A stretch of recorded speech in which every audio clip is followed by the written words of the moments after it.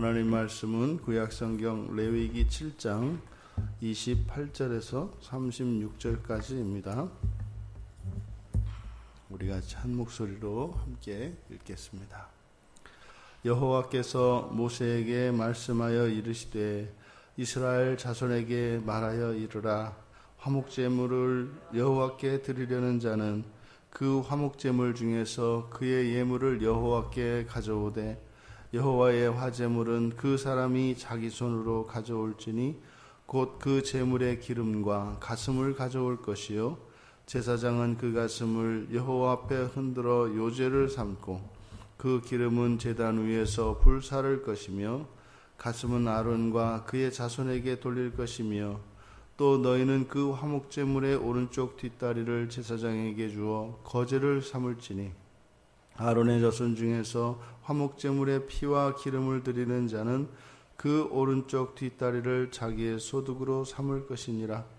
내가 이스라엘 자손의 화목제물 중에서 그 흔든 가슴과 든 뒷다리를 가져다가 제사장 아론과 그의 자손에게 주었나니 이는 이스라엘 자손에게서 받을 영원한 소득이니라. 아멘. 이제 화목제물 중에서 제사장들에게 주신 영원한 소득 34절 그것에 대해서 34절에서 34절까지만 읽었죠. 34절까지입니다. 영원한 소득 이렇게 이제 말씀을 하셨는데 영원한 소득이라는 것은 권리입니다.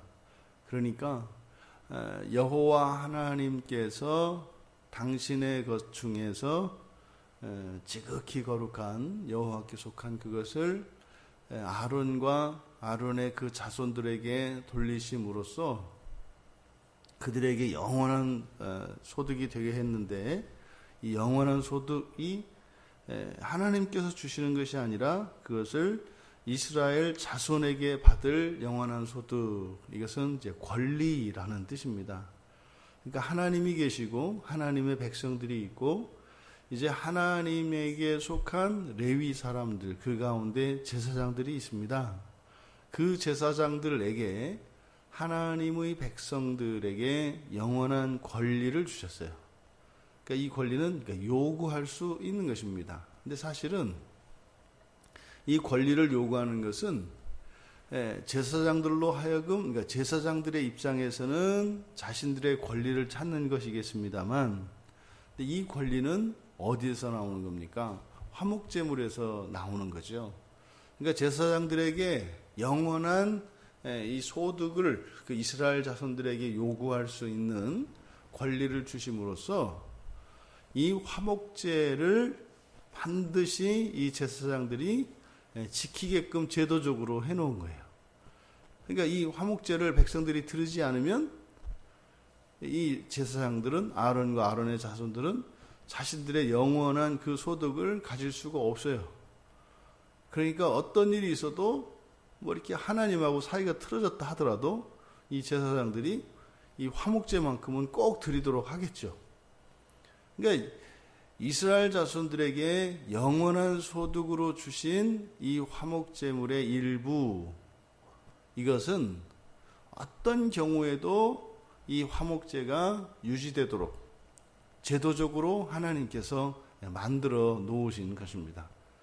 이것이 단지 물질적으로 이 재산을, 이 먹을 것을 제사장들로 하여금 보장해 주었다라고 하는 단순한 그것보다 바로 이 의도, 이 화목제물의 일부를 제사장들의 몫으로 영원한 소득으로 이렇게 구별해 놓으심으로써 화목제가 계속 유지될 수 있도록 제도적으로 만들어 놓으신 것이다. 여기서 이제 앞에서 소개되었던 화목제물에 대한, 그 화목제에 대한 백성들에게 주셨던 그 내용과 좀 다른 것이, 강조하는 것이 그겁니다. 이제 화목제물을 드리면 그 화목제물에는 각자의 몫이 있지 않습니까? 그러면 그 화목제물 가운데 그것을 이제 하나님께 드리는 그 사람이 바로 이제 하나님의 몫으로 이제 기름과 두 콩팥과 피인데 이것을 어떻게 해요? 직접 가져온다. 그러니까 이 화목제물의 성격에서 바로 자원하는 것을 굉장히 강조한 거예요. 이건 누가 시켜서라기보다도 자기가 원해서 스스로 자기가, 그러니까 하나님께도 직접 대접을 하고 또 이것을 가지고 나누어 먹을 때도 마찬가지겠죠. 그러면 이제 제사를 드리고 난 이후에 남은 것을 이제 제사장들 또 레위 사람들 가족들 이제 함께 나누어 먹게 될 것인데 가져온 그 사람이 이제 그것으로 이제 다 함께 나누는 이제 이런 모습입니다.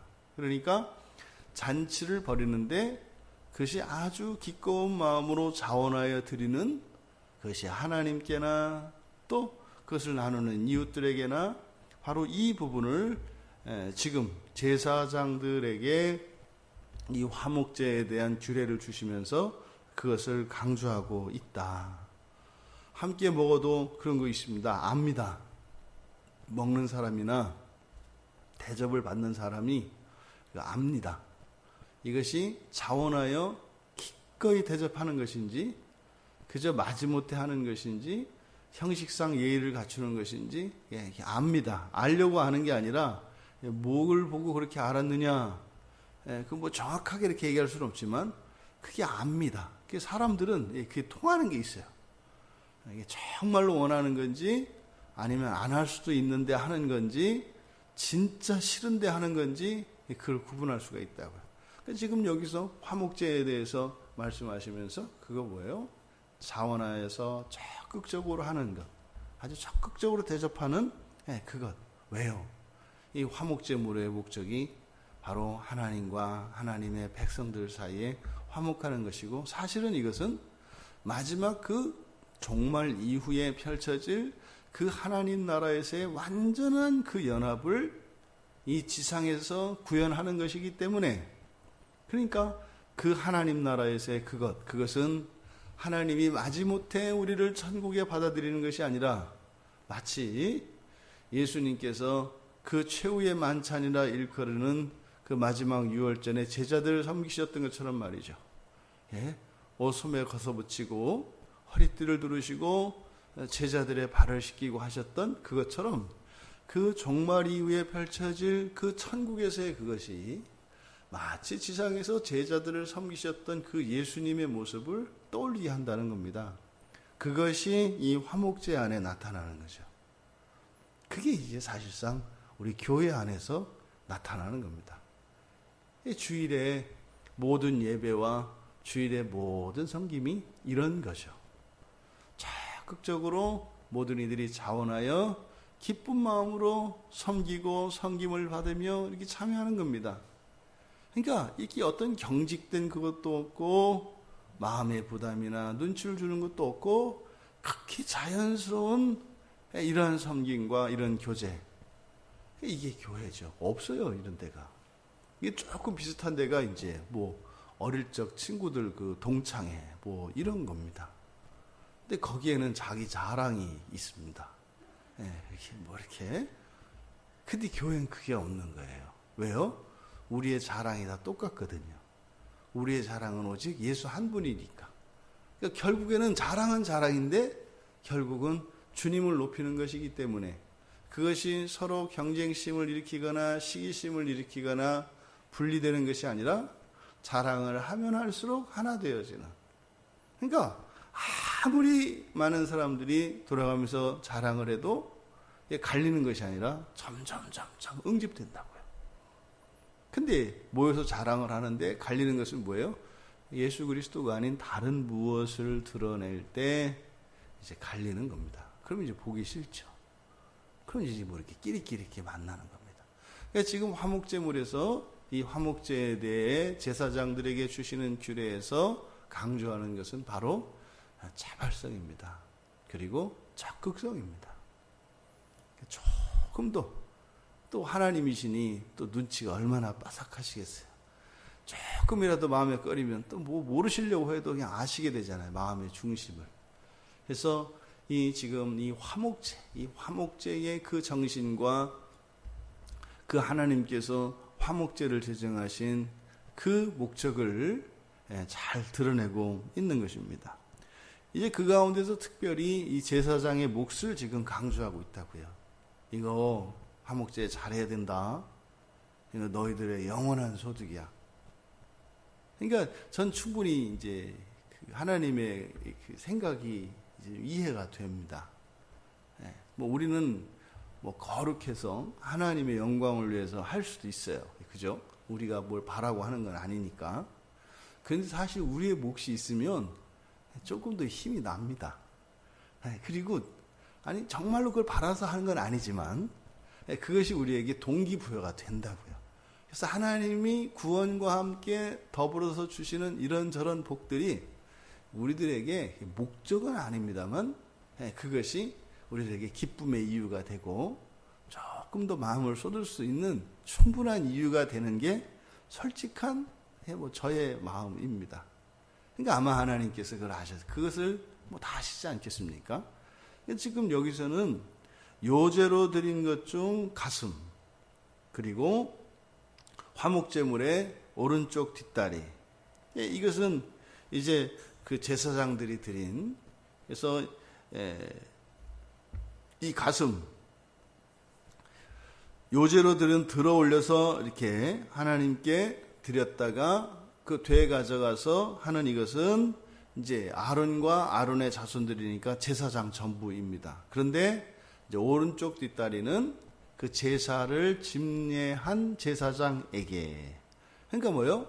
제사장 전체에게 영원한 소득으로 주신 게 있고, 또 제사를 집례하는 그 제사장에게 주신 게 있어요. 그러니까 어때요? 당번은 당번대로, 또 전체는 전체에게. 그러니까 개인적으로 그런 동기부여를 갖게 하시고, 또 제사장들 전체적으로 그 직분을 가진 사람들이 또 동기부여를 할 수 있도록 이렇게 해주신.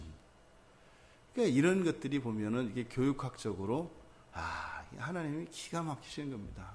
우리를 인도하시고 또 하나님께서 제정하신 이런 제도들을 잘 선용하면서 그것을 잘 지켜낼 수 있도록 하나님께서 이렇게 배려하시는 것을 우리가 볼 수 있어요. 그러니까 하나님의 모든 말씀은 우리들이 충분히 지킬 만한 그런 동기가 있고 목적이 있고 가치가 있고 보람이 있습니다.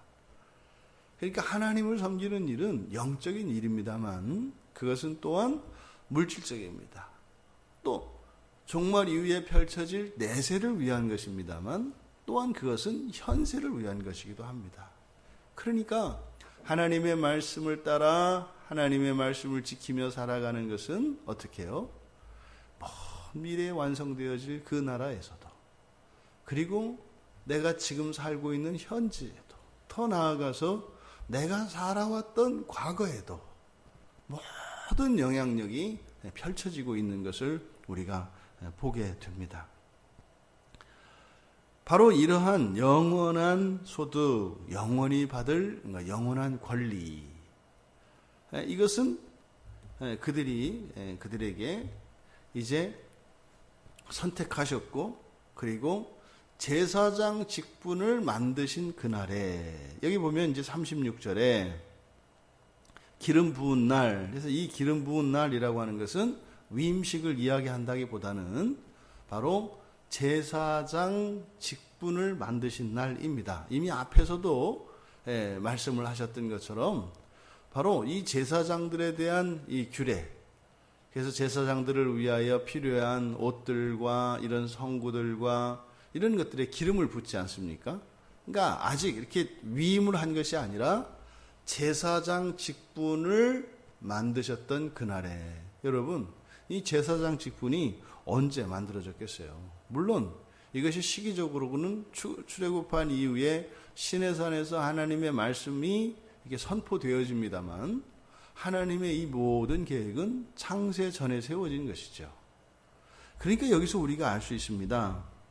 바로 하나님과 백성들 사이에서 하나님을 섬기고 백성들을 섬기는 이 제사장, 이것은 신약의 그리스도인들이거든요. 이들의 몫은 언제요? 이미 창세 전에 구원의 계획 안에 이들의 영원한 몫이 이미 하나님으로부터 정해져 있었어요.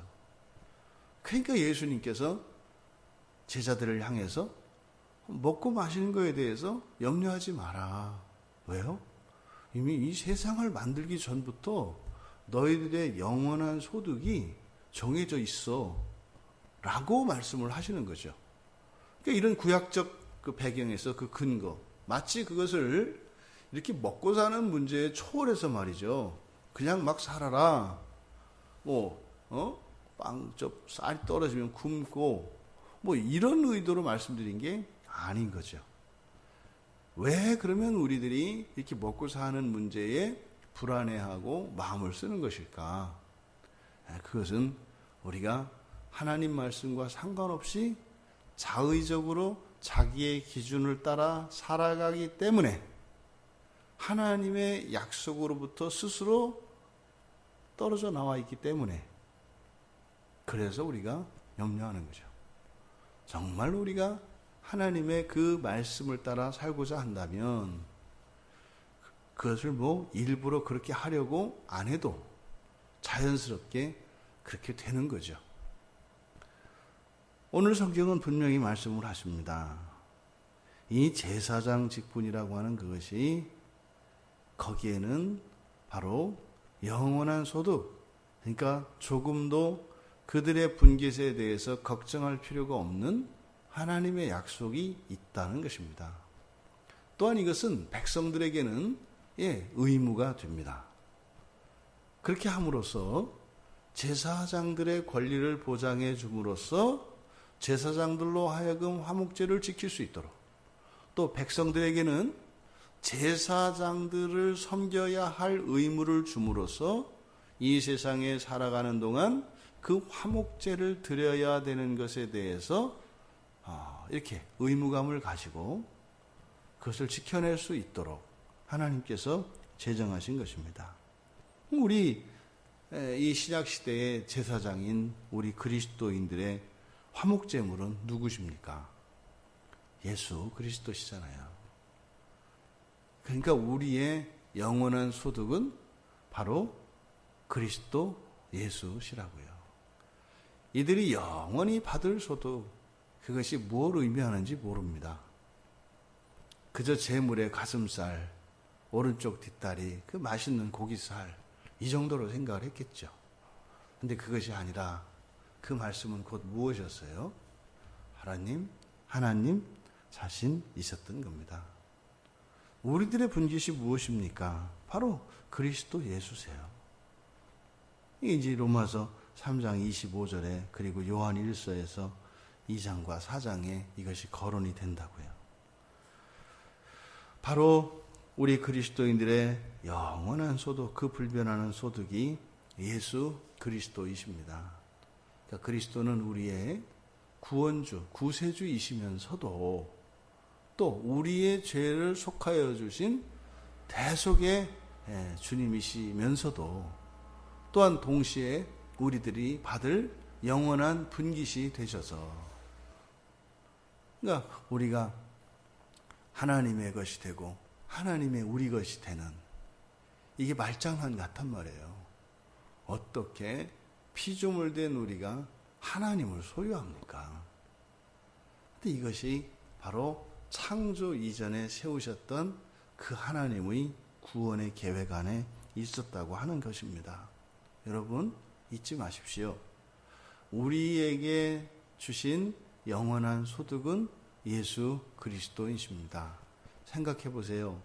제사장들이 하나님이 주신 이 영원한 소득이 아니라 바로 이 성전, 성막 밖에서 따로 자신들의 어떤 소득을 추구하며 살아간다고 머릿속으로 생각을 해보세요.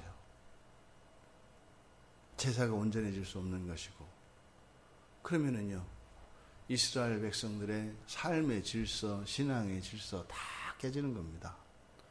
그러면 그것을 그대로 우리의 삶으로 가져오면은요, 우리의 일터, 우리의 가정, 우리의 교회, 여기가 우리들이 섬기는 성전입니다. 이게 성막입니다. 그럼 우리가 우리의 몫을 그리스도 아닌 화목제물이신 예수 그리스도가 아닌 다른 무엇에서 우리의 소득을 얻으려고 한다면 당장 화목제가 깨지는 거예요. 화목제가 깨집니다. 그러면요, 평화가 사라집니다.